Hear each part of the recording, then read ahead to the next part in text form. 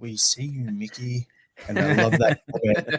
G'day, legends. Welcome to the Celtic Down Under podcast. I'm your host, Jared. Joining me, as usual, are Shane and John. How are you, Johnny?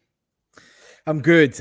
I can take responsibility, Mickey, for us being all late. It was me out for having dinner with a girlfriend, just running late. But yeah, no, it's good to be here. I think missed last week, so got lots to talk about. And Mark in the comments saying we might turn up for the second half. So yeah, it's pretty apt. How are you doing, Shane? Yeah, good. The gags have started early. We've definitely walked into this one, that's for sure. But no, doing good, thanks, mate. And I'm going to take the opportunity off the top of the pod very quickly to raise a glass and, say my respects to the late, great Shane McGowan from the Pogues, who passed away late last week. I know how much he means to Irish people and the greater Irish diaspora. So thought I'd take the opportunity off the top of the show to say, Valet to Shane, you were a tremendous songwriter, an absolute icon, and there'll never be another one like you. So Valet. Yeah. And a bit of Shane love going on off the top of the pod here. So may he rest. Well, we've bit going on to talk about. So I think, are we going to be pedestrian on this episode like the boys were on the weekend? I think we have been, but we'll crack on. So, yeah, just going to start off with usual. Celtic 3, St Johnstone 1. Now, I think I'll talk about the first half because it's over. It's half time now. You ready?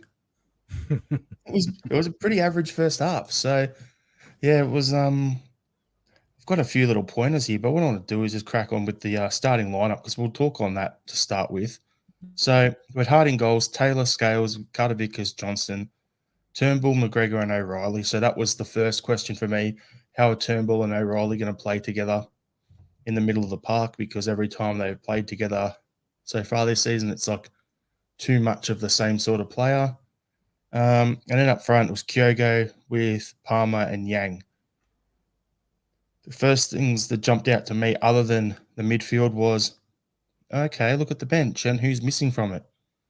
No Lagerbelka, no Naroski if he's back, no Tilio.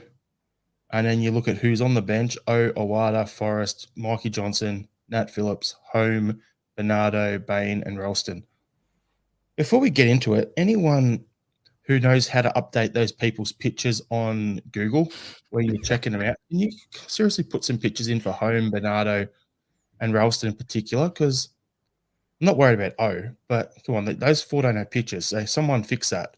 And then O'Reilly, Yang, and Kyogo don't either. So fix it. Get it fixed, Google. Turnbull's got updated, though. Don't know if anyone noticed that one. Yeah, did it really? Yeah, it did. That bizarre... I don't know who it was. It might have been, I think it might have been Christie, actually, but it was some dude just very romantically leaning over to kiss someone. And then it's like, dude, who the hell is this? And then they've updated it now to like a mugshot of him. It's better than what it was. Yeah, so I just thought that looking at that starting lineup, it was like the 4-3-3, with old mate as their new manager. I don't want to say his name because, the guy makes Neil Lennon not look like a dinosaur. But it was like they were tactically well drilled. You knew what they were going to do. They were going to sit deep and try to hit us on the counter. They stuck to their game plan. So I'll give St Johnstone the credit where it's due. Halftime, they deserved to be up. We were just wasteful in the first half. The amount of times we had the ball, tried to pass it, and gave it away, and then pressed for about a tenth of a second, and then we're like, ball's past me, oh well, and just keep just jogging back. I just thought it was pretty turgid first half, to be honest with you. It wasn't anything to write home about. It was hard to watch, and yeah, Andrew in the comments is saying I could hardly keep my eyes open watching that first half. Shane, what was your thoughts on the first half? Well, before the game, this is the first match in quite a few months that has actually kicked off prior to midnight on the eastern seaboard of Australia where we are. So I was going, well, that's great. I don't have to get up or watch it later. I can actually stay up and watch it.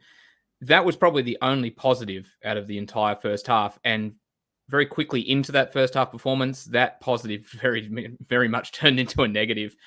Look, it's in the title, Pedestrian. We were awful. I'm not going to sugarcoat it. We've had some bad performances at times this season. That's got to be our worst half of football for a very long time. We looked awful. There was very little movement. There was absolutely no energy.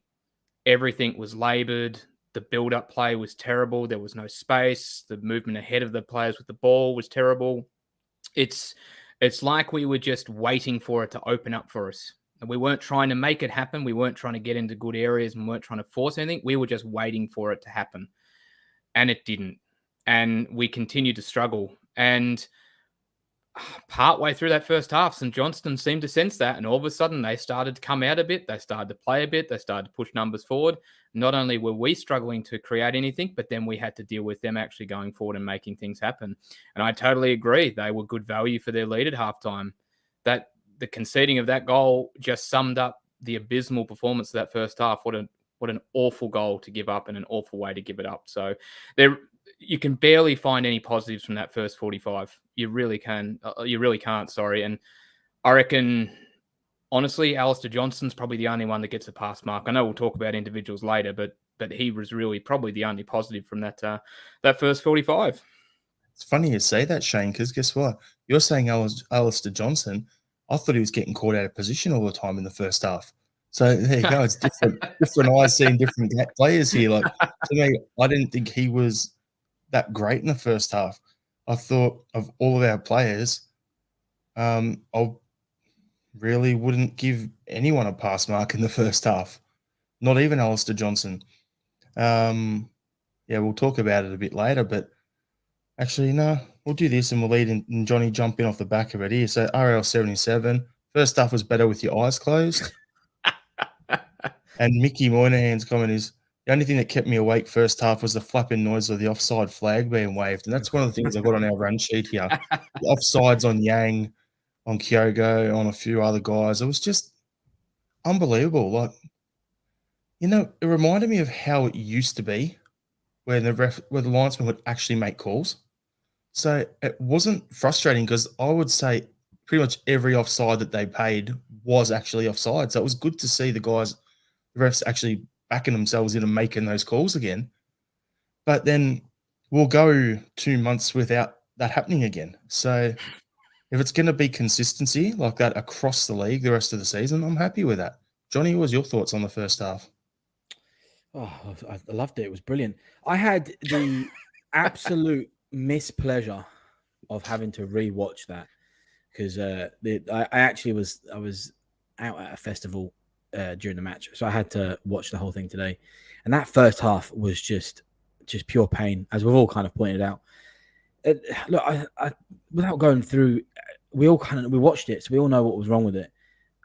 My biggest concern was, I think we all had this conversation when Rodgers got re-signed, which was we didn't want to see the old Rodgers system, which is the shitty passing about, the holding on to possession and doing absolutely nothing with it, the lethargic spirit of the players. It was just, and that's exactly what we got. And we could talk about Rodgers' reaction and stuff, but that was, if we all cast our minds back, we had many of these games under Rodgers.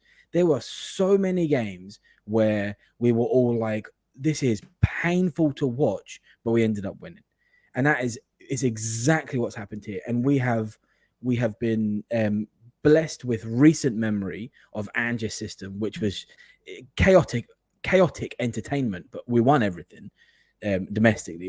It was just joy to watch. But we can all, if we, as much as I don't love the term, but that sort of heavy metal football of just high pressure, attack, that was all Ange's system. And we completely bought into it, fell on with the system. And now we've gone back to this really placid, boring, cold, custard, horrible bloody football. And it's just not enjoyable to watch. And that first half was just everything wrong pretty much for Celtic at the moment.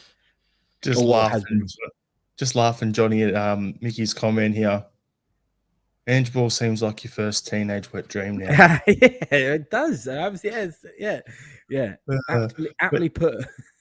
But yeah, like I was going to do the manager talk later on, but we'll just use that as a segue, go into that, and then we'll come back to things here. Because like key thing for me, and it's been touched on in the comments by Andrew as well, saying slow ball movement equals blokes offside. That's part of it. So I think off the back of what you're saying about the way Rodgers used to manage and now what we're seeing, the pace of the play is ridiculously slow. And I put in our group chat that, yeah, we won the game, but I'm not happy about the result because it's the way we're going about it. And it's just been grating on me for week after week after week. And doing the Monday pod with you guys and then doing the Thursday sesh, doing the European games and then previewing the weekend, it's just been hard to kind of like not go off on Rodgers on this front because I've said earlier at the start of the season, he was the best candidate we could have got, but he wasn't who I wanted. Yeah. And it's pretty much like I'm looking at it going, the pace of the play is not great. I've got a bunch of questions that I've written down for you guys, so we'll go through, and I'd love to see the thoughts on this in the comments as well. So, is Brendan Rodgers getting the tactics right with the squad? For me, I don't think he is. Like, and off the back of that is like, what is our game plan at Celtic this season? Like with Ange, as you said, John, we knew what it was. It was the controlled chaos. You lost the ball, you win it back within 3 seconds, or you keep your shape, retreat to your shape. What are we doing? Yeah. The team that we have is built to play that type of football. Yang played absolutely hopeless on the weekend. But I look at him playing and I look at it with all my years of watching Ange over here at South Melbourne, with Victory, with Brisbane, with Australia, and now at Celtic. I think Yang is an Ange type winger. He would have been able to do a much better job for us because his first touch isn't the greatest. But if you got him in that system where, okay, if you make a mistake, don't hesitate, don't think. You don't have to control the tempo and recycle the ball over and over and over. Get the ball. If you lose it, get on him. Press it straight away. I think he would suit that system under Ange a lot better than he is in a Rodgers system. Rodgers likes his wingers to cut back inside and have great ball, like ability with the ball at his feet. I don't think that's Yang. And then we talk about that sort of player with the technical ability with the ball at his feet. That's Tilio, but he won't play him. We see Mikey Johnson come in with the ball at his feet. He's doing well. So this system at the moment, the way he wants the wingers to play in, it suits Marco Tilio. It suits Mikey Johnson. It would suit Rocco Vada if he had the right attitude. But guys like Yang, I don't think it suits the Rodgers system. So I don't know. I'd love to get your thoughts on this, Shane. Is Rodgers getting the tactics right with the current squad? And what is the game plan? Well, no, I don't think he's getting it right. And I think you've touched on a couple of key important areas where he's sort of hasn't got it right, for want of a better term. But you can also extend that into the chopping and changing of midfield partners. And then that's starting to really grate on me a little bit in a sense that we've got Bernardo come in midweek, and Andrew's touched on it beautifully. We have Bernardo come in, we give Home a chance. Okay, Home didn't perform. Bernardo comes in on a couple of occasions now. He's played okay, particularly at European level. I don't think he's warranted to get swapped out, but then Rodgers will go and make a change and try and persist with this midfield dynamo of O'Reilly and Turnbull, which hasn't worked yet, and I'm convinced won't work as a duo. And I'm not really sure what he's trying to achieve in that. It only makes our middle third much more sluggish than it already is. So, no, I don't think he's getting it right. And I think your comments on the game plan are exactly spot on. And it's a question I found myself asking, or I found that I was asking myself when watching it last night. What are we trying to do? I mean, you obviously broke down the way Ange plays and that control chaos, as you and Johnny were saying. But at the end of the day, we also know Ange is keep going. We never stop. You know, it's not just a mantra. It's literally how he sets up his teams to play. So we know they're going to keep going. They're going to keep driving. They're going to keep pushing the issue. They're going to keep making things happen. One-touch football, try and move it quickly. I watched this yesterday. They have the fitness to do that as well. The players look unfit compared to last season. Well, I'm watching yesterday, and the build up is so slow and sluggish, and you've got Palmer looking to cut inside each time, but then you've got Yang continually staying wide, getting caught offside because he can't time his run properly.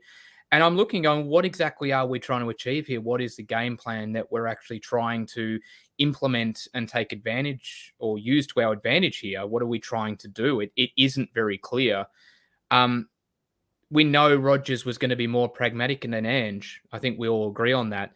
But there's a difference between being pragmatic and just being inept in attack and having no cutting edge. And that's where we are at the moment. And it's actually hard to see what we're trying to achieve with the first half like that. It really is. Even the second half, like Rodgers come out and said after the game that was the angriest he's ever been at halftime in his career. And I don't blame him. But you know what? I'm gonna say it here.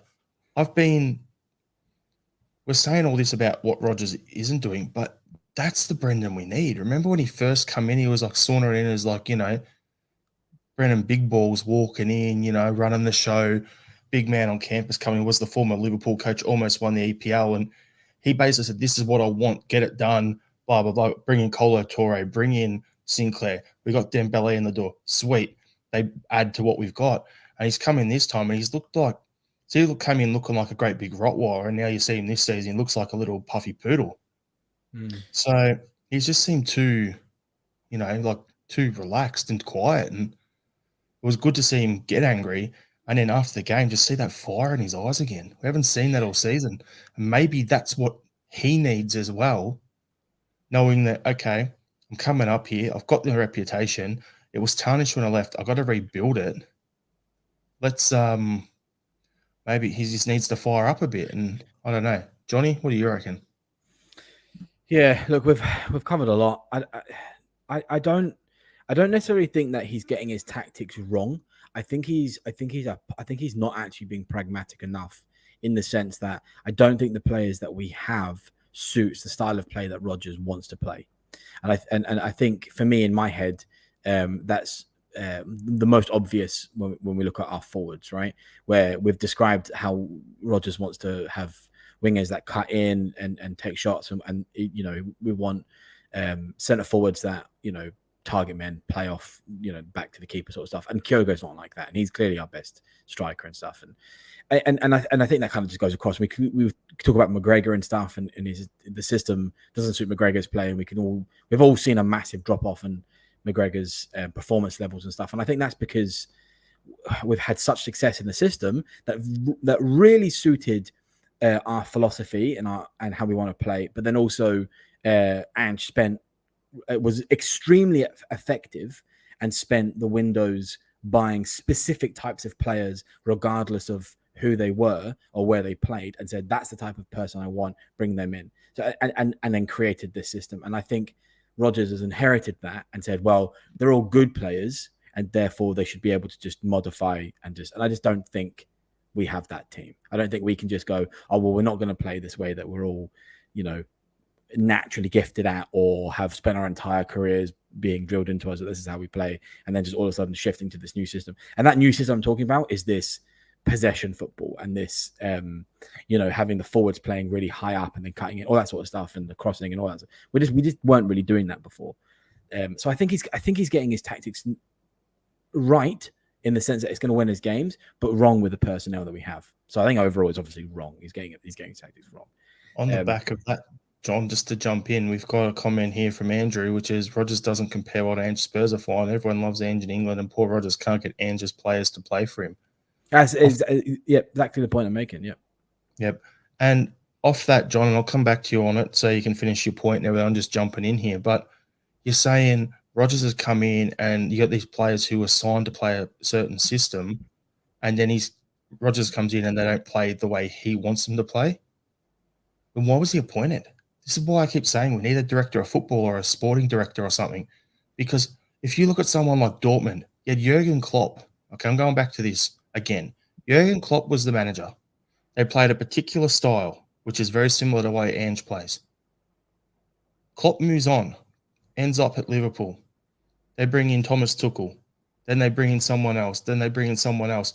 and they've kept the same sort of thing with a slight tweak here and there, but they've kept the nuts and bolts of what that club is and the style they play and the way they like to bring through the young players to play that style, and they do that. So your sporting director is, okay, Ange is moving on. We've got all these players here to play this system. Who's the best option we can get? Kettle Knutson, perfect example, would have been a great guy to come in and pick up with where we were and get on with it. Yeah. Someone like that. So it's just we've talked about sporting directors before, and I just don't think that's in the game plan of. I think it was at one point for the Celtic board, and then they actually tried, and they tried to do it, and then they realized actually this is maybe something that we don't want to do, which is unfortunate because I kind of agree with you. I think all teams at our level have a sporting director. I think where you actually have someone who instills the culture, right, and the culture of how we play and all the behind the scenes stuff, and then you have someone who implements that plan, who's actually very good at implementing that plan. That's your head coach. Obviously, we're not in the step and the sort of don't want to say class, but we're not like Man United, we're not the Liverpools, we're not the Bayern Munichs, right? So we can't just assume that we're going to get a big name manager like Brendan Rodgers and he's just going to run the show. Everything's going to be absolutely fine if we just get, because obviously we don't have the systems in place to do that. So I think that's what Rodgers is kind of expecting, is like he'll just turn up. Oh, great, you play like this. Well, you're going to play in my system now, and then just change everything. And nobody is not. It's not that they're not willing. Although Rodgers made a very good argument that they weren't willing, but it's just that they're not. They're just. It's not muscle memory for them. They're not used to it. For them to check. We've seen this sort of degrading of how we've been playing and stuff, and moving into this dead slow possession football again, which is what I really didn't want to see. But we're just struggling to get there. So more evidence for me about the whole thing is that he's saying that he needs another 2 windows. He needs another 2 windows because he wants to get rid of players that are playing really well under Ange and bring in ones that will fit his system. I don't know if I can survive 2 more windows of playing games like this where we could lose away to St Johnstone, or we do lose away to St Johnstone. Like that, these are on a horizon at the moment. Like I know he's dead angry and stuff, but there's going to be another game like that. It's not like we can all of a sudden magically just go, oh, okay, yeah, we were holding back then, and now we're just going to change, and we'll just play your way now. It's obviously not going to happen, right? So there's more of this coming. It's effectively down to Rodgers and how he wants to play players and stuff. And as far as like what our game plan is, it's going to be the same. It's going to be. We're going to, as much as Rodgers said it wasn't going to be like this, it's going to go straight back. It's going to revert to the system that he did last time. It will be 4-2-3-1s. It will be possession football. That's it. I don't see any evidence to prove otherwise. And that's what gives me the shits, Johnny. Like and what's grinding me and getting me all frustrated is that we spent all this money bringing in all these players that play well in that structure, and then you get him go, nah, these players don't fit my system. So now they don't play well. Their value drops. Then he wants to sell them. So it's going to be selling them for a hell of a lot less than we could have. Yep. Case in point, say Kyogo, for instance, what's he done there? If he had moved on at the end of last season, we would have been looking at breaking that barrier, 30 million easy. And now we'd be lucky to get probably half of that with the way he's playing at the moment, with his age and the way he's playing, even though he's got a long contract. So I just look at it and go, and then Alistair Johnson, same sort of thing. Greg Taylor, same sort of thing. These guys last year were up at a higher level, and now the way they're playing is just making them not play as well. We lost some experience with Starfelt, Jota, Moy. We needed to replace like for like. We didn't. We brought in some what people call projects. I think Home will be good for us long term. But again, I think he would have been better in an Ange system than in the Rodgers system. So I'm just looking at it going, why do we need to move on all these players who are young and have been recruited to play a certain style at the club to bring in specific players for what Rodgers wants, which is then going to, mean we go through all this turnover again and have to rebuild our whole squad. And then if Rodgers moves on, then we're back to square one again, because then it's going to be, oh, what are we doing with the next manager? What sort of play do you want to be? oh, now we've got to sell all these Rodgers players and get them out so we can bring in players to suit their system. I don't want to become a Man United. Look what happened after Sir Alex Ferguson left. If I'm being... They bring in Van Gaal. He does his thing. They've got... And then you've had Mourinho there. You've had Ole Gunnar Solskjaer there. You've got Ten Hag there. They've spent £1 billion since Ferguson's left, and they got worse and worse and worse. And I just want to get Shane's opinion. Have we progressed or have we regressed this season? It's pretty obvious to me, but what are your thoughts, Shane? Oh, no, we've regressed. Even the most positive green-tinted specs person looking at this couldn't say that we've progressed in any capacity. I can't really give you a solid starting 11 player that has either maintained the same level or improved on where they were last season. And I was just thinking about that in my head going, is there anybody I can think of who has improved under Rodgers compared to Ange?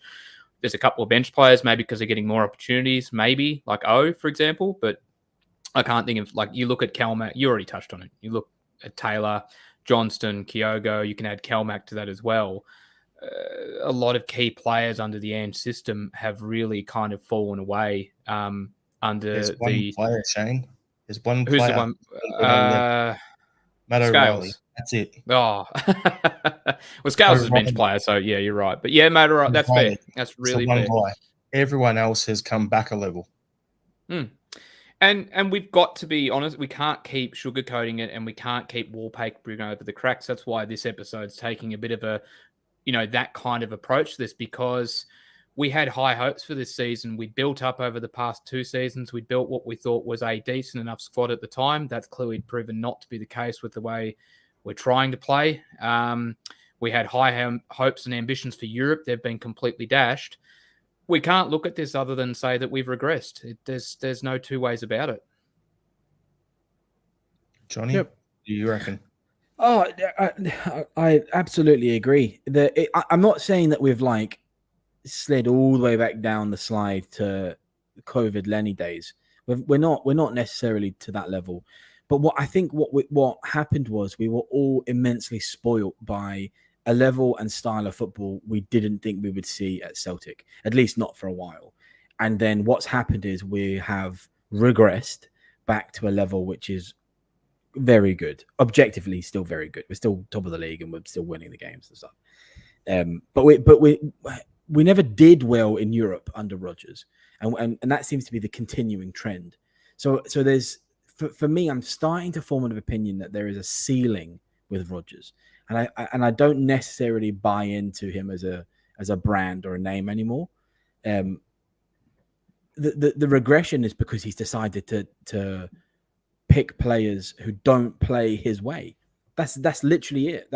It's mainly the same group of players that if you ask them to play the same way as they did under Ange, they would immediately know how to do that.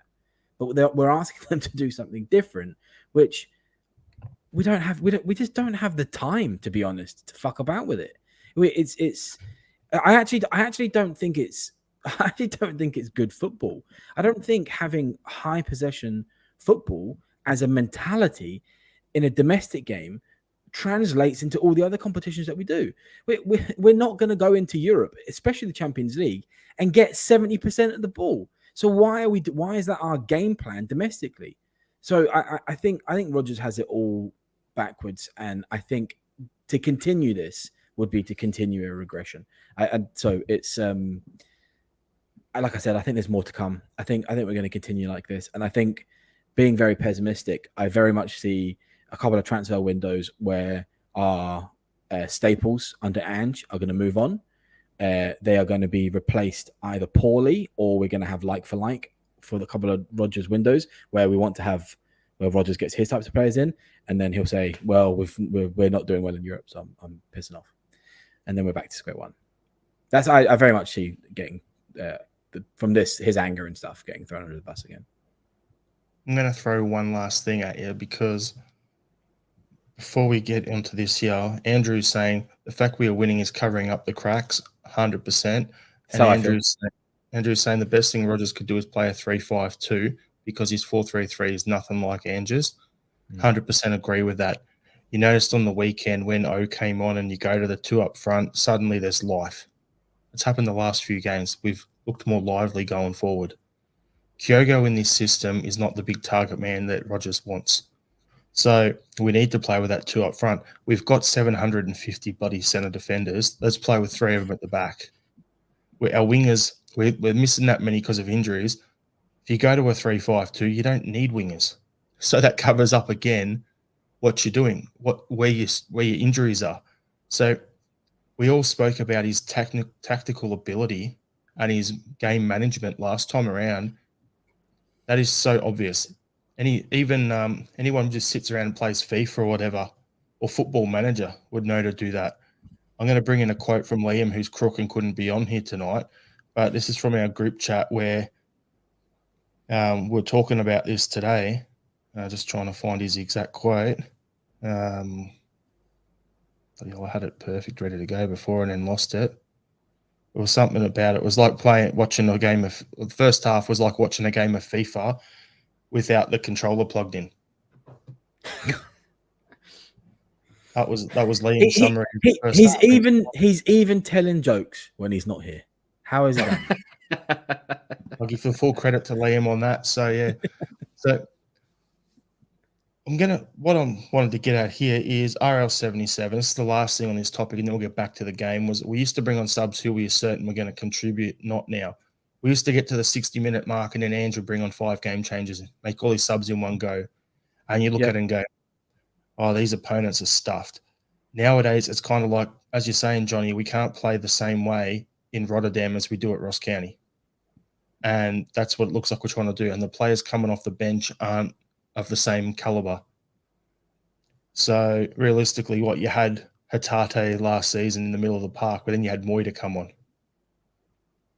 Fair drop off for going from that to Turnbull, even though Turnbull's scoring and doing well.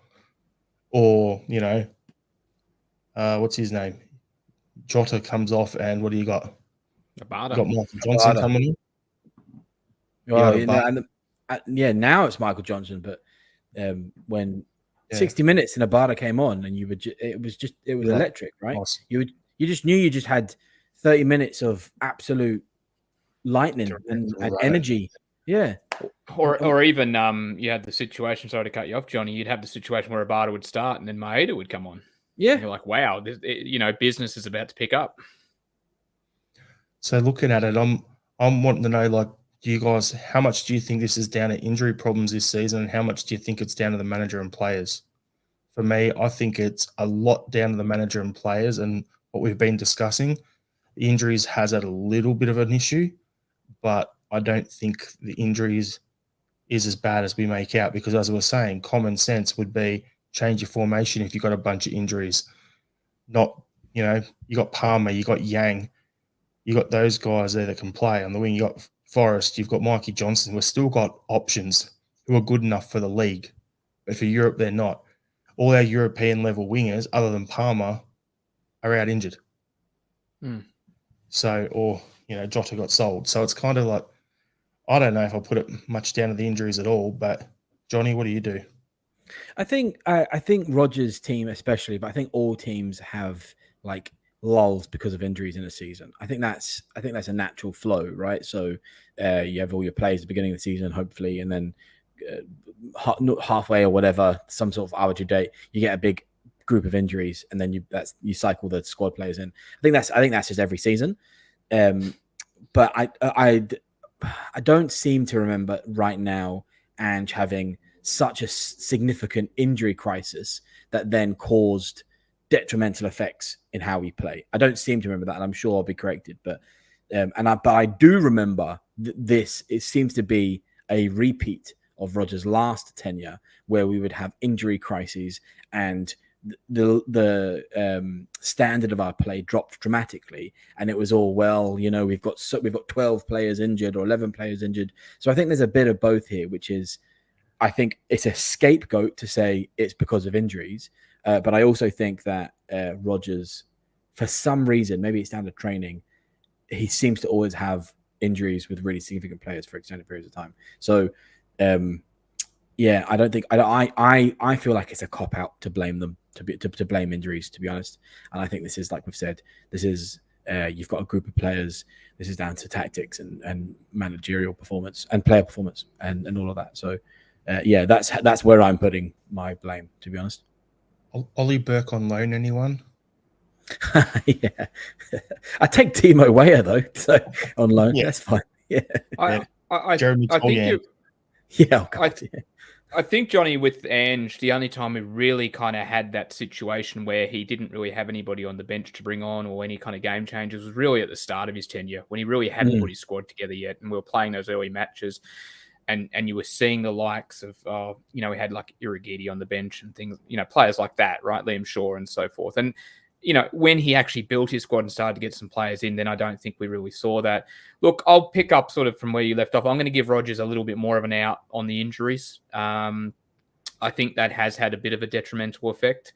I think it's been frustrating for him. I think it's been frustrating for the squad. And I think it's been really crucial in our wider areas, particularly in our final third.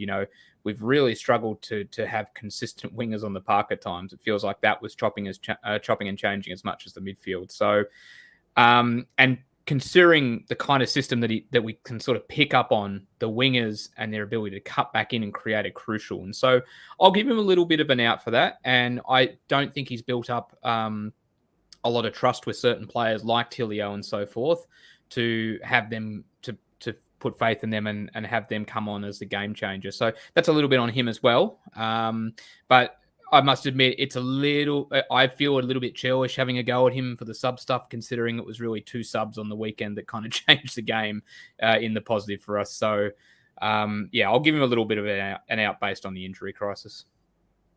Shane, I see what you did there with it was the 2 subs on the weekend. However, what other options did he have on the bench in those positions? Yeah, that's one way to look at it, I guess. No, I'm just saying that way. Eventually, if you get pushed into a corner, and your wing is like a guy's playing as badly as Yang was, right? And your only options are Mikey Johnson or James Forrest on your bench. Who are you going to bring on? So you bring Mikey on because he's been playing well in these little 20 minutes here, 20 minutes there. He's done the last few games, and he probably was my man of the match for the game, and that's saying something. But looking at it, if those are your only options, I can understand why those subs were made. I'm not going to give him the credit going, oh, yeah, we had a full-strength bench and he decided to go with Mikey for tactical reasons. It was because he was backed into a corner. He had no one else there, and Yang was playing that bad that, he wasn't being a man down. He was basically 2 men down because he was that bad that he was getting caught either offside or he was out of position, which was pulling Alistair Johnson all over the place. So I'm going to go that way. I'm going to play devil's advocate with you there. Can I just say? Sorry, that, I'm just going to say sorry, Brendan. I tried. Okay, I tried. I am absolutely immensely disgusted that we are in the position where we have to get buzzing about Michael Johnson coming on the pitch and changing a game for 20 minutes. Like, how did we get our transfer so wrong in the recent windows that is who we are putting our hopes on coming on and changing the game?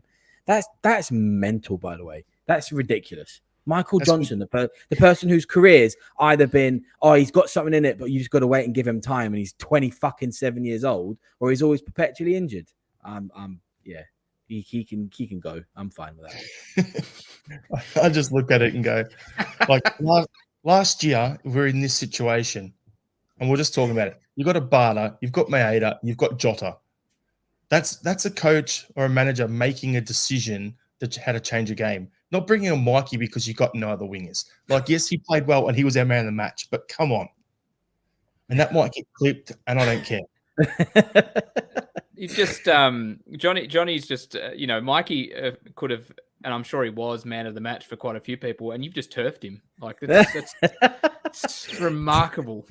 That gets better. He didn't just turf him. He full government named him. He Michael Johnson him. Oh yeah, Michael Francis Johnson. That's what I call. Yeah, he's full got him. Yeah. I just think it's a bit of an interesting. And there's one other thing I want to say here from Mahesh. She's gone, have a look at the training videos. Looks to me like the intensity has dropped. And John, you said something earlier, and that comment just popped something in my head. And what I wanted to say was, like, if Rodgers was to go and we still got all these players, and then you bring someone else in to play, try and get back to what Ange was doing with the high intensity, I'd be worried now for the lack of fitness. You can't just turn it on like that. You're going to end up with a massive pile of injuries, soft tissue injuries and everything too. So that's a whole nother factor. Like, the standards of job players' values have come down, their fitness has come down. We've already got injuries, and then you're going to end up with, if you tried to go back to that, you run the potential of, if you're someone like Kelmack with so many minutes in his legs, and then to go from slow football under Lennon to Ange ball, back to slow football under Rodgers to something resembling Ange ball, you can only imagine what that'll do to his legs. So, yeah, I don't know. It's just a... No, and honestly, Jared, but I know you're talking about right now, but I think your concern, I'm being pessimistic, but I think your concern will be a reality. I think what will happen is Rodgers will continue on the particular path that he's taken, get frustrated that we've either sold what he considers the quality that we have because they don't suit his system, or we won't replace well enough because, let's be honest, Celtic's transfer windows sometimes are a bit of a gamble, and then they'll leave and chuck us on the bus, and we'll be in the position you just described. And I just think we need to accept that right now, and not get blinded when we win leagues and stuff. I think we should still, as a fan base, expect better, and I think the yardstick needs to be European performances. I just want to pick up on something you mentioned earlier, Johnny, which really struck me, which is the fact that the way Rodgers plays in the league, we go out and try and play that way in Europe, and we can't execute in Europe that way. It's just not going to work. Now, with Ange's system, it was very different because it wasn't necessarily about always dominating the ball. It was just about creating and pushing and making things happen. So even when we were a little bit more starved of possession, the emphasis and the whole let's push, let's make something happen was still there. And so that was a lot more easier to adjust to Europe. It may have taken a little while longer, but, you know, had Ange stayed this season, I think we would have seen some benefits of that. But the other point I was going to make is, and this is something Ange was subjected to over the course of his time at Celtic and previous areas, including at Tottenham now, everyone's critical of Ange, saying he never has a plan B. He's only got plan A, and plan B is just to do plan A better. What exactly do we do differently, or what exactly does Rodgers do differently when things aren't working, apart from obviously the subs that were made? But we don't... Can anyone tell me if there's... I'm not even sure what plan A is, let alone what plan B is. And Rodgers doesn't seem to come under that criticism, whereas Ange was subject to it quite frequently. So just, I wanted to pick up on your point and then add to that, because I think it's really pertinent for where we're at. Yeah. I think what we'll do quickly, we'll finish on a couple of points from the game on the weekend. So I just want to touch on the shocking defending for their goal. It was just an absolute calamity. Nicest way to sum it up. Corner was conceded, or pass was given away before it was needed. So they didn't even need to get that corner. They crowded Joe Hart. He's basically a goalkeeper made of spaghetti in that situation. Yeah. Flailing arms, gets knocked down to the ground in a pile of like all sorts of tangled mess. Just absolute shambles. It's probably the nicest way to sum it up. And I say the word again, shambles. Mm-hmm. Those who know. But yeah, absolute. It was just rubbish goalkeeping. That moment reminded me of what did Sean used to call Barkas? Was it cabbage hands? Cabbage hands, yep. It reminded me of that sort of thing. Like I'll put that all on as a couple of players not doing their job there. But above all else, we had a similar situation at the other end of the pitch. Ball goes in there, keeper just comes out and just claims it. Your goalkeeper's supposed to be a little bit mental. That's why I love a mental goalkeeper. And what's Hart doing? I'll just stand back. He never comes for a high ball or a cross, and look what happens. It was soft.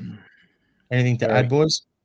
Oh, just that encapsulated our whole first half, that goal, to be honest, and the way it was conceded. That was just the cherry on top of a pretty awful cake. Just come for it, Joe. Just come out and barge through some bodies and hit the ball and punch it or grab it or do something. Sorry, I don't mean to yell. I'm getting aggressive now. But come on, Joe. Do something, Joe. Feel your emotions. Feel your emotions. It's fine. It's valid. I could do that. I'm about yay high. A strong breeze will knock me over, and I still would have come for that. Come on, Joe. Sorry. I'll calm down now. Sorry to all those listening on the audio. That might yeah. Don't worry, Shane. I'll run it through the thing to like level it out for him. Just don't run it through the little leprechaun thing. That's all I ask. Like a teddy bear squeak every time you shout. Oh, come on, Virgil. Where's the even your little inflatable kangaroo will come out and punch it. It's got the gloves. It's ready to go. That's ready to go. Put him in. Just do it. Andrew Goulet saying an Aussie keeper will be taking a screamer. Where's Joe Gauchi? I knew that was coming. He set me up. I have to. It's like, last season, the guys that get to the byline, cut the ball into the near front post, and, Kerry just come in, just one touch, bang, goal. Andrew just set me up there. I just had to come in and finish it. It was perfect. Thank you, Andrew, for the assist. But, yeah, our goal's getting scored. The thing I liked about this is going to sound weird. All three of our goals. There was a back heel in both of them, and then a guy on the ground also hitting the ball out to the side with either the side of his foot or a back heel. I can't quite figure it out. Just ridiculous. That's just some level of shithousery just to score all them. Like, just keeping the ball in with that back heel was great, and then Calmac just put the laces through it. Then O'Reilly's like, hold my beer, Calmac. Anything you can do, I can do better. So I'll go out like 10 extra meters and just put the laces through it. Unbelievable goal. And then the last one was just funny. That's the easiest way to sum it up. How many times have we seen Jamesy Forrest, even though he's losing his legs, getting the ball squared up to him and score him with the outside of the boot? Just amazing how many times we've seen that. So, come on, Johnny. They were all very, very good goals. They were it was a shame that it took.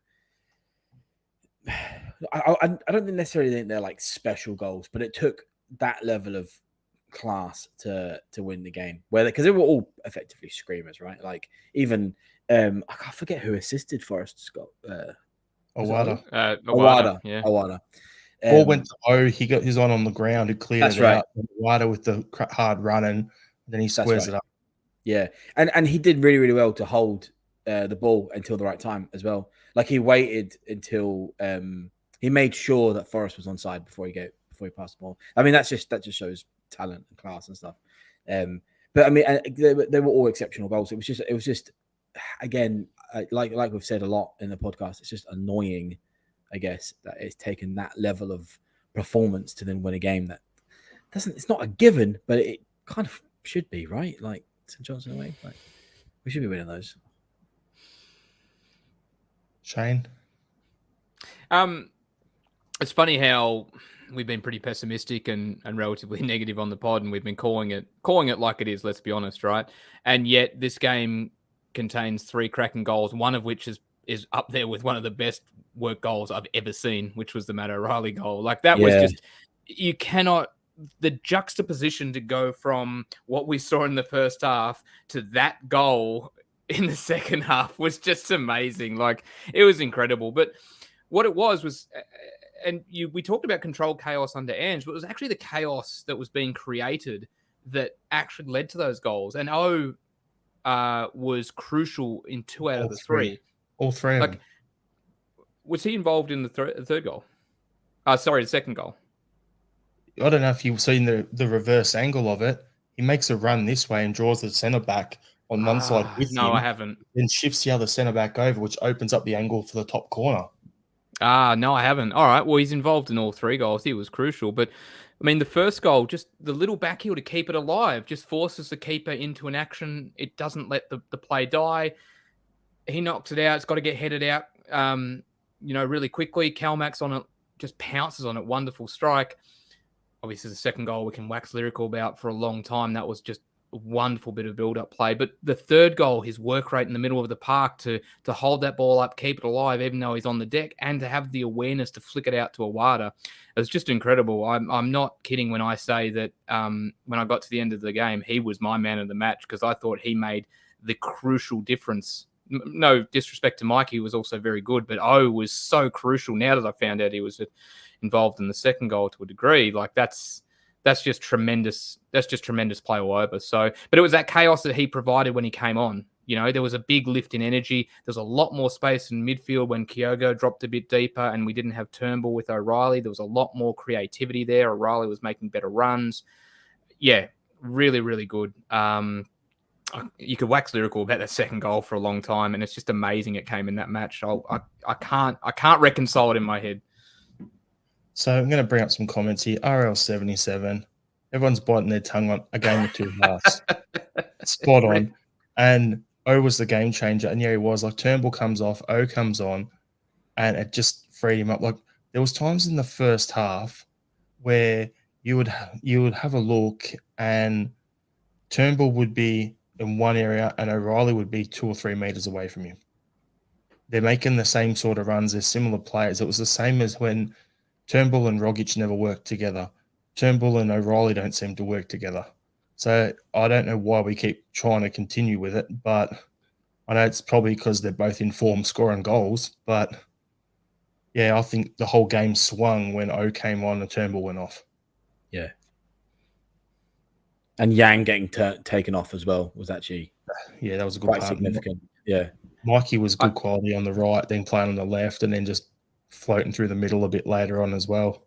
So there was just such a shift of energy, like, and we didn't start immediately after halftime with that energy, but it built, and it was chalk and cheese. Like, the game of two halves is the perfect description of it. Like, you look at the way we're shifting the ball in that second half compared to the first half. We're not letting them set up. They're still sending numbers forward, but we're not letting them set up. We're not knocking it around. We're making those forward passes. We're playing it into space. It was a whole different complexion to the game compared to the first half. Remarkable. I just don't think we can continue playing Matt O'Reilly and Turnbull on the pitch. I don't care. I genuinely don't care how informed Turnbull is. I think that is purely symptomatic of the quality around him.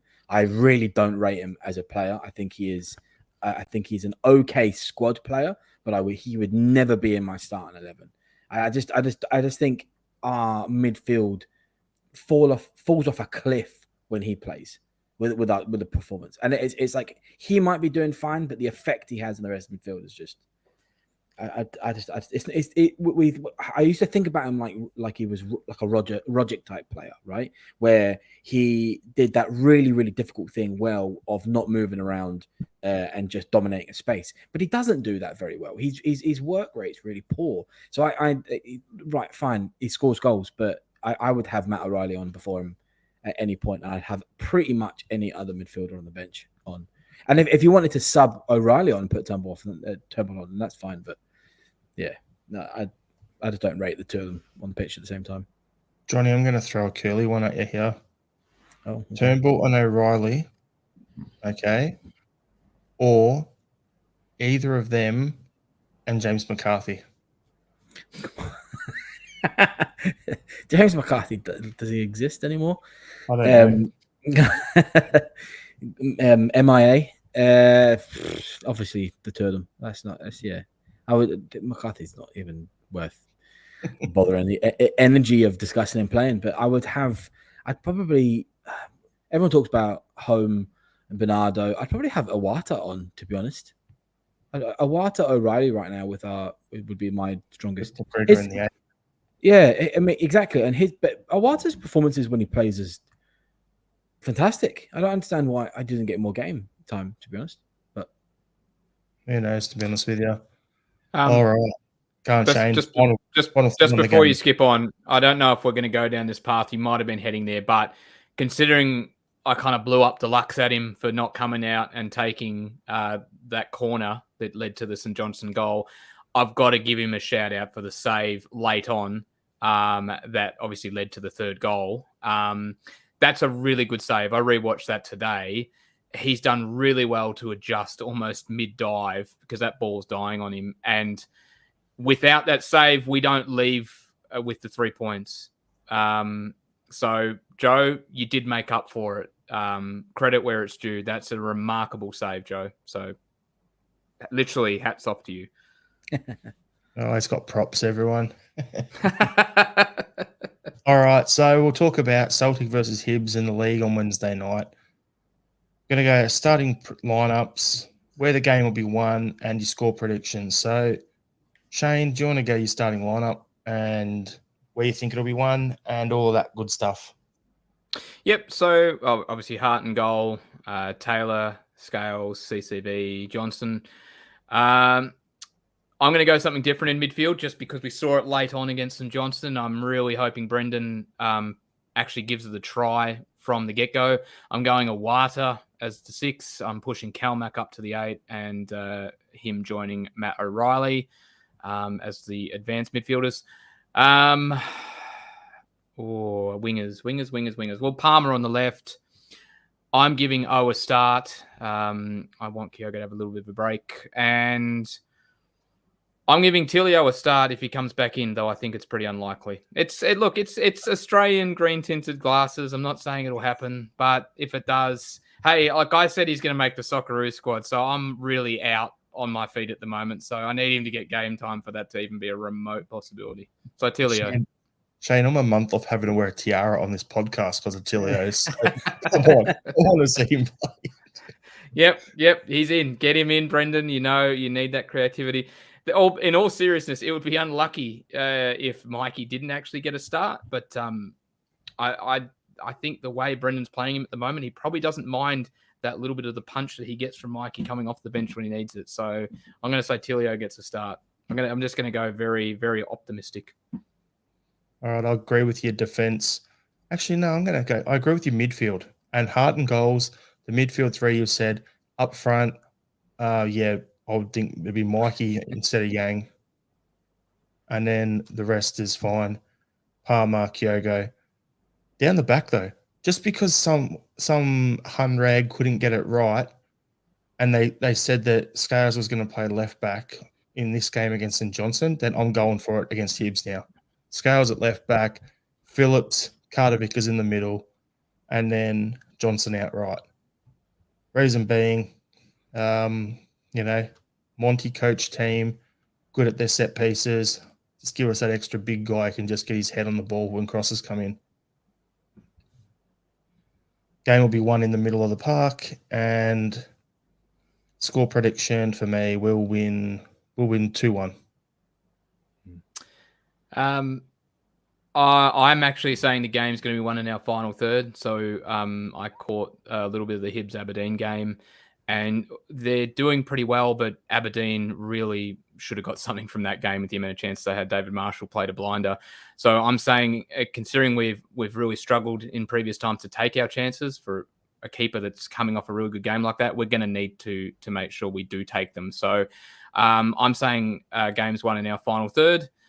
I'm saying we win 3-1. Pete saying 3-0. And B meant wingbacks. And Johnny, your starting lineup, where it'll be won, score predictions. Well, I mean, I can start with where I think it will always be. I'll start where I think it will be won. I always think it's one in the midfield. I think that's where Celtic win games. For me, not that I want this to be the formation. I would say that the only change to the game the starting lineup against St Johnstone would be Yang's off and MJ starting. I don't really see any other changes, to be honest. If it was up to me, which, I mean, hell mend everybody if it ever was, I wouldn't have Turnbull and I'd probably be playing Iwata and what we discussed there. And I'd probably be trying to figure out some way of having O and Kyogo starting as a 2. So maybe like a 4-4-2, thinking out loud. But yeah, who knows? I'm going to say that, Johnny, have you seen the really bad old parody movie, Mike Bassett, England Manager? I have not. No. There's a line in at the end where people are saying, are you going to play a 4-4-2? And he goes, yep. And they're always trying to tell him to stop doing it. I remember this from when I was a kid. and he just goes, they go to him, last presser before some final or whatever, and he goes, "Are you going to change your formation?" He goes, "Of course I am. It's going to be a 4-4-2," and just walks out. Well, yeah, hopefully it is a 4-4-2. You say that, and I just hear it in his idiot voice. It was funny. Anyway, to me, it was. Everyone else listening, like, you're a weirdo. I think score predictions. I guess I'm being very pessimistic today. Maybe 3-2. I think it'll be one of those games where we're all fucking fuming at the end because we had to go up twice and then we're down twice and then we've scored the winner or something. It is a bit of a danger game though, like a little bit. So they're undefeated in 4, and coming off a couple of wins as well. So yeah, we've got to be careful. I think Andrew mentioned it in the comments. He said it was a dangerous game, and I can see that. It always is. I mean, Hibs are not they're not a mug side, right? So and teams like Hibs, Hearts, Aberdeen, they're always up for playing the Glasgow teams. So yeah, but it could be sticky for us. All right. Well, I think not in that way. Jesus, I heard the giggle and. I hope it is sticky for us. Bloody hell! I hope it's a fucking brilliant game. We're talking about Andrew's first season again. No, we want.